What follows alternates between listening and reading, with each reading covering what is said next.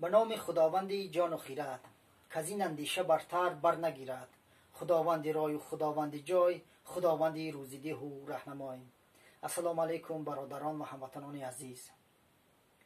این مصرع‌های زیبا، این مصرع‌های دلکش، این مصرع‌های نیایش به خدا، پرستش، اینها از یکی از استادان راست قول، راستندیش و حکیم فیردوسی بزرگوار است. فیردوسی بزرگوار حتی شاهنامه سرشویش را به یکی از نیایش ها آغاز می کند.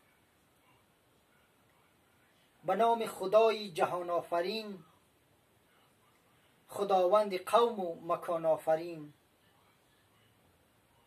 خداوند روح و خداوند جان، خداوند هر آشکار و نهان، خداوند دانای کیهان فروز، توان بخش شام و شب و صبح و روز. هموطنان عزیز، ما در خاطر داریم که در دور شوروی حکومت سوویتی در مرکز شهر دوشنبه هیکل لنین بود، ولی بعد پاش خوردن حکومت شورا به جای او هیکل فیردوسی را گذاشت.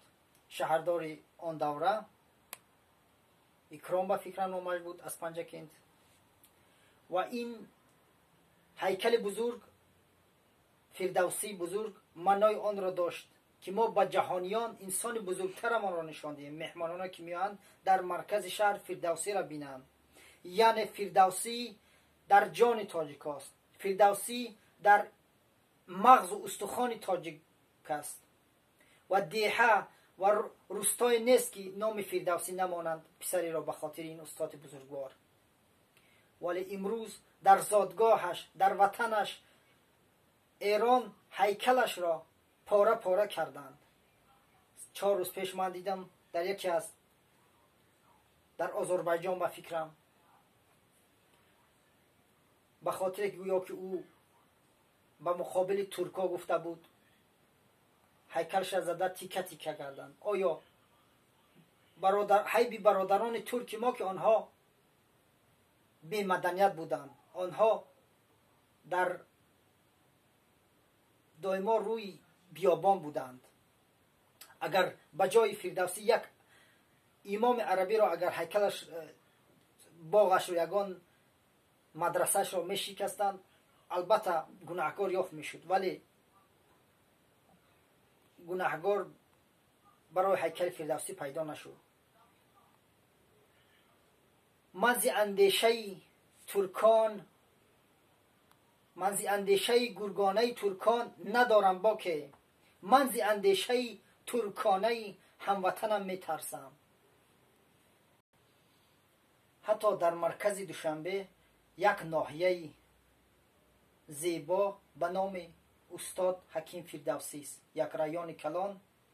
حتی 2 سال پیش، سال 2016 میلادی 17 یا 18 بخشش، گرچندی که بین ایران تاجیکستان مصیبت های خوب نبودند، ولی به خاطر آن استاد یک باغ کلان، یک پارک زیبایی را گشادند و کتاب او، شاهنامه او، کتاب بیزوال او، یکی از بهترین، بزرگترین کتاب علمی، کتاب حقوقی، کتاب ورزشی، کتاب عشقی و کتاب تعلیمی ما تاجیکان است. فیردوسی، باز تکرار میکنم، در دل ماست. فیردوسی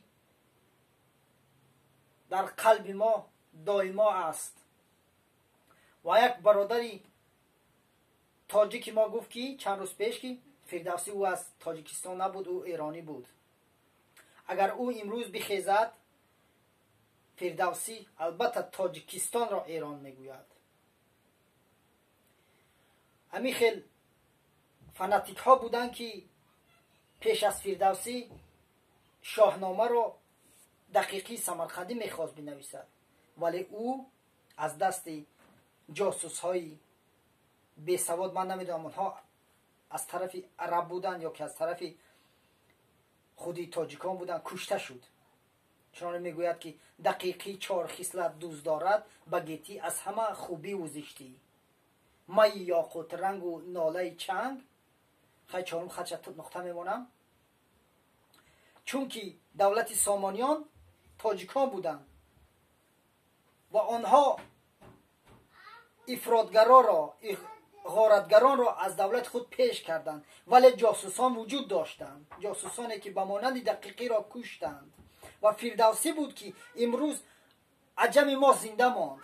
معنای عجم یعنی گونگ، که آنهایی که از برای مدنیت خود گپ میزنند زبانهایشان را میبریدند، ولی فیردوسی او را زنده کرد. بس رنج بردم در این سالسی، کجم زنده کردم بدین پارسی. من دوستان، این است آن هیکلی که در ایران شکسته پاره پاره کردند. من دوستان عزیز، فیردوسی خود میگوید که اگر انسانی که عقل، انسانی که هوش داشته باشد، بعد از مرگ من مرا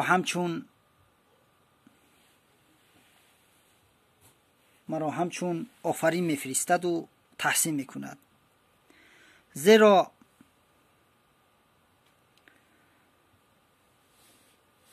که او مدنیت ما را از نو زنده کرد.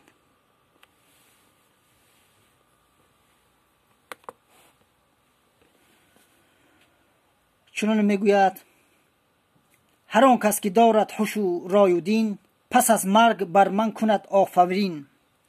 نمیرم از این پس که من زنده ام، که تخم سخن را پراکنده ام. در امان خدا برادران، میخواستم که بخشش میخواستم که از کامپیوتر کمتر ناحیه فیردوسی را بگیرم، ولی لیکن کامپیوتر کار نکرد. در امان خدا.